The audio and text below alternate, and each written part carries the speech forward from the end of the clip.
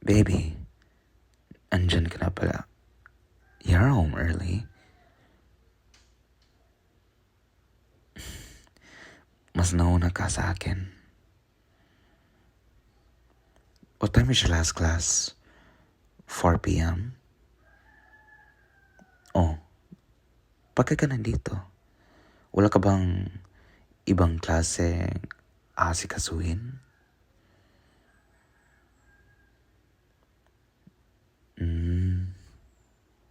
So wala kang klase?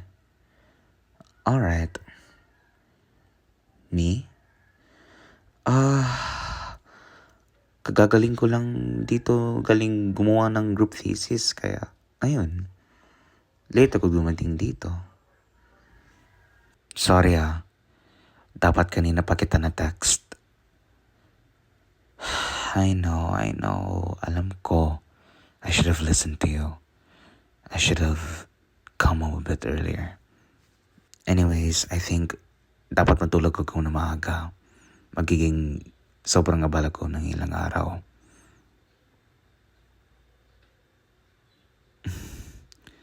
Thank you so much for your concern though, but hindi mo kailan mag-aalala ng labis tungkol sa akin. I'm kinda used to it anyway. So please just worry your own problems and handle them for now. Ako na ang bahala sa sarili ko. I should go to bed na. You can just go with me to the bedroom if you want, in case kung pagod ka na at gusto mo natin matulog. Mukhang pagod ka na rin, kaya sa tingin ko kailan mo nang matulog. Maybe I talk too much. Sige nga. Mas mabuti matulog ako ng maaga. It'll be a very busy day tomorrow. So, good night, love.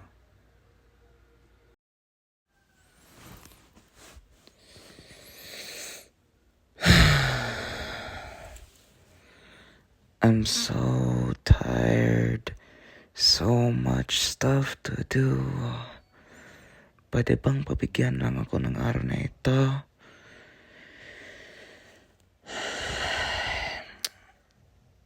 Gusto kong magpahinga sa nakakapagod na araw na ito. I just really want to take a break on everything. I'm just scared.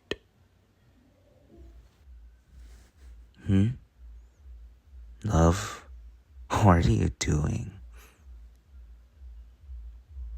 Cuddles. You know, I'm kind of stressed right now. Love, I'm sorry, pero wala talaga ako sa mood na yun. Love, can you just... Aray ko. Ouch. Ow, aray. Kulmama ka nga. Ouch, love. Stop it, you're hurting my back. Ang sakit lang likod ko. Love, anong meron sa'yo? Bakit bigla mo ako niyakap ng mahigpit? At bakit bigla mo ako kiniliti ng gusto? You know that I'm not ticklish, right? And I really do hate it when someone tickles me this hard. Don't me kaya. I hate it when someone tickles me. Period. Sinasabi ko sa'yo ang totoo, huy. And besides, isn't it time for us to sleep na ba? Maghahating gabi na at pareho kami inaantok, hindi ba? Ouch! Aray ko.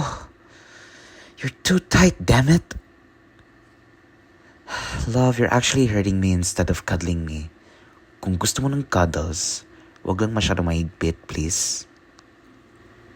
Aray ko. Love naman eh. You're not even listening. Love. Aray. Love. Hala naman. I said no hugging too tight. And ayokong kilitiin mo ako. Hindi siya joke, love. I'm dead serious right now. Hoy, love. Whatever it is you're doing, especially kung wala talaga ako sa mood, tama na. Stop it. Pagod na pagod ako. I don't have time and energy for lambingan right now. As in, wala talaga. Sige ka. It's either makinig ka sa sinabi ko or I'm not going to watch Squid Game Season 3 with you. Sige ka, love. First warning ka na.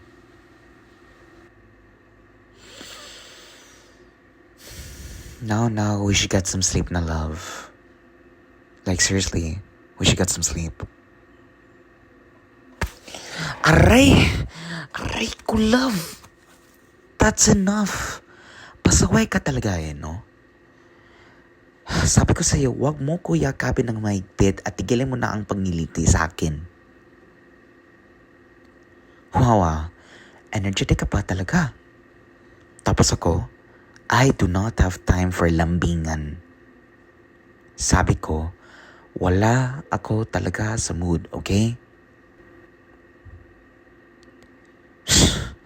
Just because you're still energetic does not necessarily mean that you have to act so stubborn and end up pestering me. Love, pagod na talaga ako. Alam mo yun?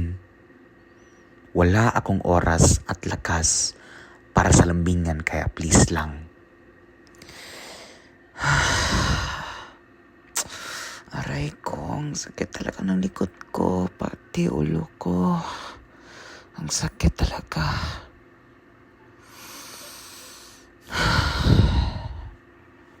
Love, ha? This is your last warning already. Tama na. I said enough na. Please.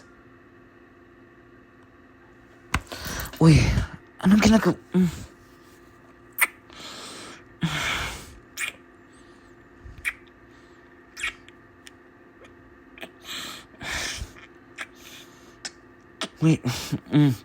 Wait, sandali lang. Wait, sandali lang. First off, you hugged me too tight that I almost can't breathe. Second, you tickled me too much, even though I'm not ticklish and I don't like tickles.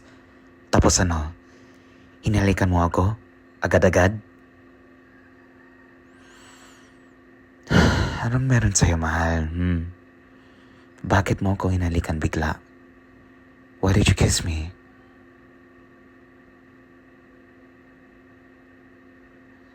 Were you that clingy?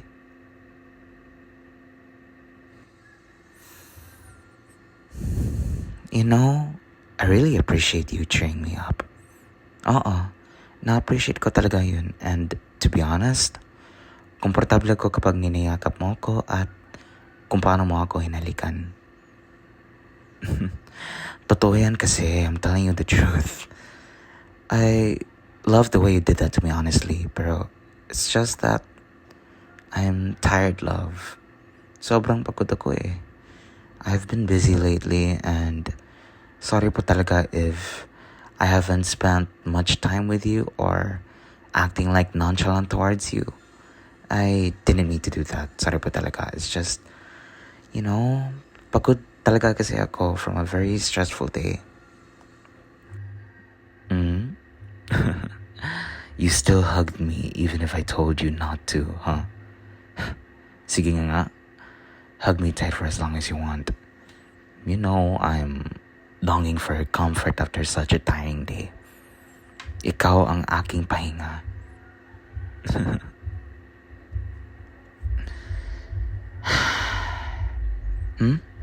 Masakit ba ang likod ko? Sa tingin ko, hindi na masakit. Pati ulo ko, hindi na masakit. Seems like your comfort healed me after all, huh?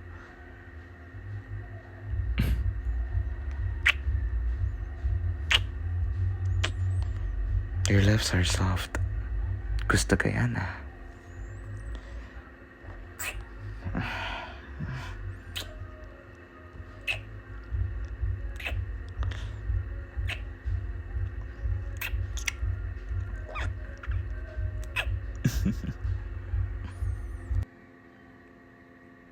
Sige na, love. I think that's enough for tonight. You can still be clinging to me whatever you want. Habang natutulog ako o di kaya habang abala ko sa trabaho. I don't mind actually. Pero for now, gusto ko matulog. For real this time. Gusto ko magpahinga. I love you. Good night.